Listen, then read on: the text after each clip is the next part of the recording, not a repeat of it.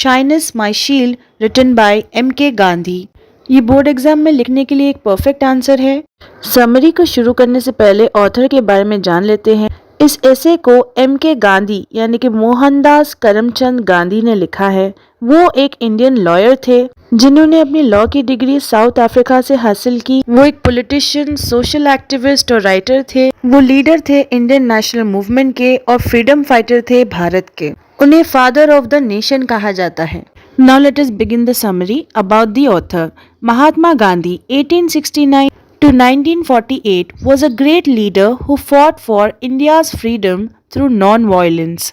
He believed in truth, simplicity and self-control. His autobiography shares his life struggles and lessons. तो महात्मा गांधी का जन्म 1869 में हुआ था एंड वो इंडिपेंडेंस के अगले साल ही वो मर गए 1948 में। वो एक बहुत ही बड़े लीडर थे जिन्होंने भारत की आज़ादी की जंग लड़ी थी नॉन वायलेंस के जरिए, यानी कि बिना किसी को नुकसान पहुंचाए जंग को लड़ना। वो सिंपल जीवन जीने में और सच बोलने में बिलीव करते थे और खुद पर कंट्रोल रखने में भी। उन्होंने अपनी ऑटोबायोग्राफी लिखी है जिसमें वो खुद के जीवन की परेशानियों के बारे में और जो सबक उन्होंने जीवन से सीखा है उसके बारे में लिखते हैं। Explanation. Gandhi wrote about how his shyness and fear of public speaking affected him during his time in England. While studying law, he joined the Vegetarian Society and became part of its executive committee. Members expected him to speak at meetings, but he stayed quiet, feeling less confident than others. A big argument happened in the society between Mr. Hills, a strict Christian, and Dr. Allinson, who supported artificial birth control. Mr. Hills wanted Dr. Allinson removed from the group. Gandhi didn't agree with artificial birth control, but also didn't support Mr. Hills.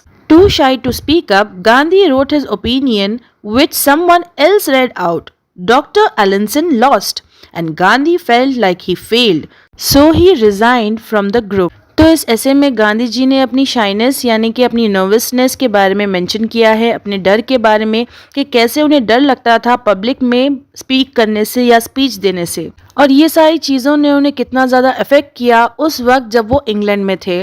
और law पढ़ते वक्त उन्होंने join की थी vegetarian society, यानी कि ऐसी society जिसमें गोश्त खाना अलाउड नहीं है और वो गोश्त ना खाने को ही प्रमोट करते हैं, यानी कि वेजिटेरियंस को। और वो एग्जीक्यूटिव कमेटी के मेंबर भी बन गए। अब एग्जीक्यूटिव कमेटी एक ऐसी कमेटी होती है जो कि फैसले लेती है किसी भी ऑर्गेनाइजेशन में। उस सोसाइटी के सारे मेंबर्स चाहते थे कि महात्मा गांधी बोले आकर मीटिंग्स में, लेकिन गांधी जी हमेशा खामोश रहते थे क्योंकि वो अंडर कॉन्फिडेंट महसूस करते थे अपने आप को। उन्हें लगता था कि उनमें उतना कॉन्फिडेंस नहीं है जितना बाकी सब में है। अब इस सोसाइटी के दो मेंबर्स थे, एक थे मिस्टर हिल्स और दूसरे थे डॉक्टर एलिसन। मिस्टर हिल्स जो है वो इस सोसाइटी के प्रेसिडेंट थे और बहुत ही स्ट्रिक्ट किस्म के क्रिश्चियन थे वो। तो डॉक्टर एलिसन जो कि सोसाइटी का हिस्सा थे वो सपोर्ट करने लगे आर्टिफिशियल बर्थ कंट्रोल को, यानी कि किस तरह प्रेगनेंसीज को रोका जाए कॉन्ट्रासेप्टिव पिल्स लेकर। वो इसके बारे में लोगों को ज्ञान देते थे और प्रमोट भी करते थे। इसी वजह से मिस्टर हिल्स चाहते थे कि डॉक्टर एलिसन को ग्रुप से निकाल दिया जाए। अब गांधी जी जो है वो भी आर्टिफिशियल बर्थ कंट्रोल के फेवर में नहीं थे, लेकिन फिर भी वो मिस्टर हिल्स को सपोर्ट नहीं कर रहे थे क्योंकि वो नहीं चाहते थे कि डॉक्टर एलिसन ग्रुप से ही निकल जाए। वो बिलीव करते थे कि हर वेजिटेरियन का हक होता है, कोई भी बन सकता है वेजिटेरियन सोसाइटी का member.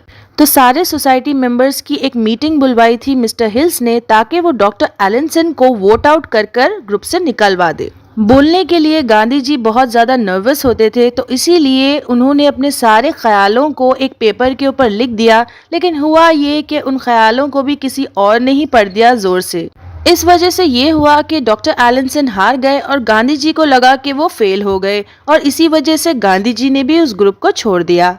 Gandhi's shyness continued once he tried to give a speech about vegetarianism but couldn't speak well, even with notes, and felt ashamed. Before leaving England, he tried again at a dinner but forgot his lines and stopped quickly, feeling embarrassed. Later in South Africa, Gandhi improved a bit, but still avoided speaking without preparation.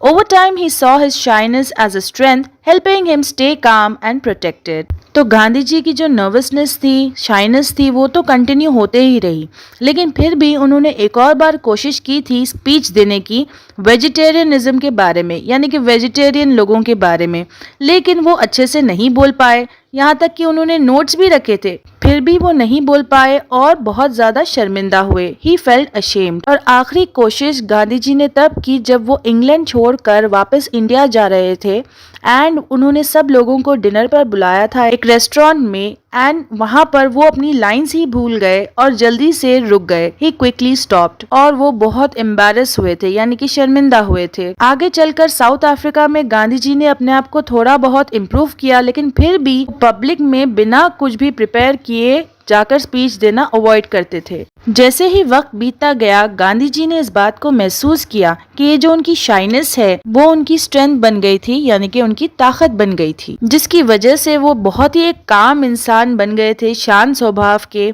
And protected भी महसूस करते थे।